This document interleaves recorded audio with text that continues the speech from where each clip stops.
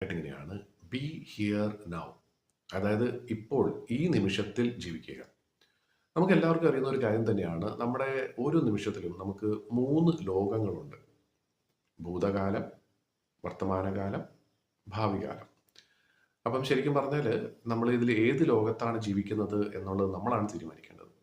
നിർഭാഗ്യവശാൽ മിക്ക ആളുകളും ജീവിക്കുന്നത് ഒന്നുകിൽ ഭൂതകാലത്തായിരിക്കും, അല്ലെങ്കിൽ ഭാവികാലത്തായിരിക്കും. ഭൂതകാലം എന്ന് പറയുമ്പോഴത്തേക്കും നമുക്ക് സംഭവിച്ചിട്ടുള്ള നല്ലതോ ചീത്തയായിട്ടുള്ള കാര്യങ്ങളെക്കുറിച്ച് ഓർത്ത് സമയം ചെലവഴിക്കുക. ഭാവി കാലത്ത് ജീവിക്കുക എന്ന് പറയുമ്പോഴത്തേക്കും ഇനി വരാൻ പോകുന്ന കാര്യത്തെക്കുറിച്ച് ചിന്തിച്ച് വിഷമിക്കുക. ഇങ്ങനെയൊക്കെ സംഭവിക്കുമോ, വേറെ എന്തെങ്കിലും പ്രശ്നം വരുമോ എന്നുള്ള രീതിയിൽ ചിന്തിക്കുക. പക്ഷേ വർത്തമാനകാലത്ത് ജീവിക്കുന്നത് വളരെ കുറച്ച് ആളുകൾ മാത്രമേ ഉള്ളൂ. അങ്ങനെയുള്ള ആളുകളാണ് ശരിക്കും പറഞ്ഞാൽ ജീവിതത്തിൽ വിജയം കൈവരിക്കുന്നത്. കാര്യം എന്ന് വെച്ചാൽ ഭൂതകാലത്തെക്കുറിച്ചും ഭാവി കാലത്തെക്കുറിച്ചും ചിന്തിക്കേണ്ട എന്ന് പറയുന്നില്ല.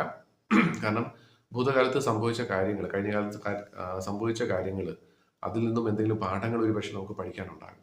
അതേപോലെ ഭാവി കാലത്ത് സംഭവിക്കാൻ പോകുന്ന കാര്യങ്ങളെക്കുറിച്ച് നമുക്കൊരു പ്ലാനിങ് ഉണ്ടാവണം. എന്നാൽ മാത്രമേ നമുക്ക് ജീവിക്കാൻ പറ്റുള്ളൂ. പക്ഷെ ആ ഒരു സമയത്ത് അതിനെക്കുറിച്ച് ചിന്തിച്ചിട്ട് പിന്നെ തിരിച്ച് നമ്മൾ ഇപ്പോഴത്തെ അവസ്ഥയിലേക്ക് വരണം എന്നുള്ളതാണ് പ്രധാനം. പക്ഷെ നിർഭാഗ്യവശാൽ മിക്ക ആളുകളും ആ ഒരു ലോകത്തേക്ക് അങ്ങ് അറിയാതെ അങ്ങ് പോവുകയാണ് ചെയ്യുന്നത്. മണിക്കൂർ കണക്കിന് അല്ലെങ്കിൽ ദിവസങ്ങൾ കണക്കിന് ശരിക്കും പറഞ്ഞാൽ ആ ഒരു മറ്റൊരു ലോകത്താണ് നമ്മൾ ജീവിക്കുന്നത്. കഴിഞ്ഞുപോയ അല്ലെങ്കിൽ വരാൻ പോകുന്ന ലോകത്താണ്.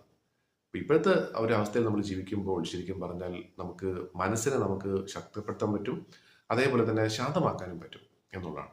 അതുകൊണ്ടാണ് പലപ്പോഴും ഈ മനസ്സിന് വേണ്ടിയിട്ടുള്ള ചികിത്സ അല്ലെങ്കിൽ ധ്യാനം പോലുള്ള കാര്യങ്ങൾ ചെയ്യുമ്പോൾ ഇപ്പോഴത്തെ ഈ നിമിഷത്തിൽ സംഭവിക്കുന്നത് എന്താണോ അതിൽ ശ്രദ്ധിക്കാനാണ് പറയുന്നത്.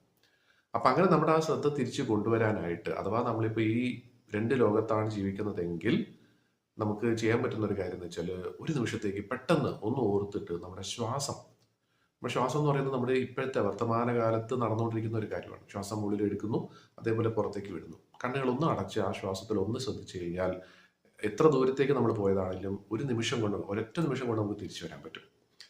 അത് നമുക്ക് വളരെ അത്യാവശ്യം വേണ്ട ഒരു കാര്യം തന്നെയാണ്. ഇനി അതുമല്ല എന്നുണ്ടെങ്കിൽ പെട്ടെന്ന് നമുക്കൊരു കാര്യം ചെയ്യാം. നമുക്ക് എന്തെങ്കിലും നമ്മുടെ മനസ്സ് ഒന്ന് പതറി നമ്മൾ എന്തെങ്കിലും ചിന്തിച്ച് വിഷമിക്കുന്നുണ്ടെങ്കിൽ ഓർക്കുക, നമ്മൾ ഈ പറഞ്ഞ വർത്തമാനകാലത്ത് അല്ല ജീവിക്കുന്നത്, വേറെ ഏതോ കാലത്താണ്. അങ്ങനെയാണെങ്കിൽ പെട്ടെന്ന് നമ്മുടെ കൈ ഒന്ന് തട്ടി നമ്മളെ തന്നെ നമ്മൾ ആ ഒരു സ്വപ്ന ലോകത്തിൽ നിന്നും തിരിച്ച് ഉണർത്തുക എന്നുള്ളത് അത്യാവശ്യമാണ്.